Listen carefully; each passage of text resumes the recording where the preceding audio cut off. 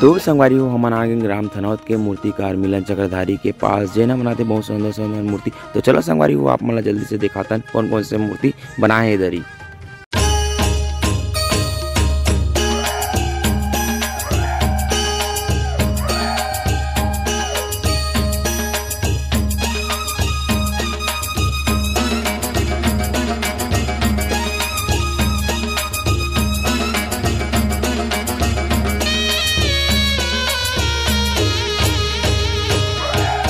लफ लफ जिभियाला माए जय काली हा,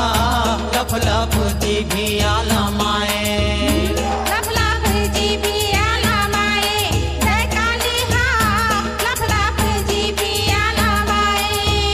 लफ लफ जिभियाला माए जय काली हा,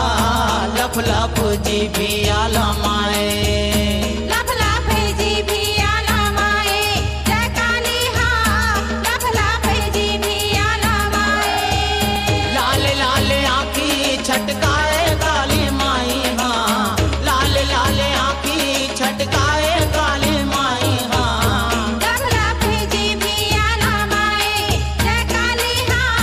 लफ लफ जिभियाला माए।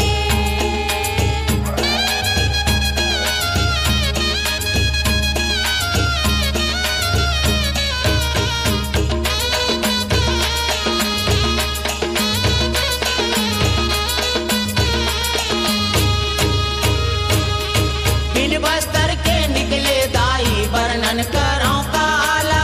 वर्णन करो काला दाई वर्णन करो काला, पापी मन के हाथ मुड़ी लागुत के पहिरे माला, खुद के पहिरे माला दाई खुद के पहिरे माला, दानव बर भारी किसी आए काली माई हा, दानव बर भारी किसी आए काली माई हा, लफ लफ जिभियाला माए जय काली हा, लफ लफ जिभियाला माए।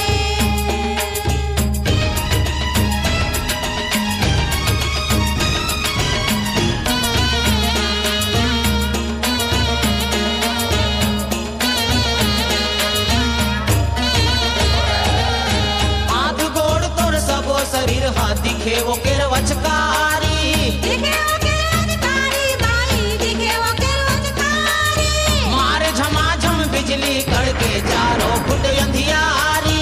चारों फुट अंधियारी दाई चारों फुट अंधियारी, धरती डोलन लागे गर्राए काली माई हा, धरती डोलन लागे गर्राए काली माई हा, लफ लफ जिभियाला माए जय काली हा,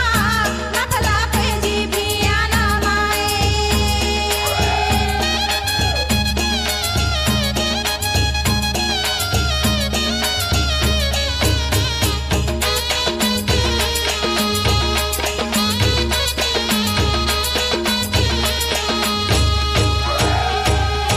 दस ठन वो तोर भुजा है दाई दस तैं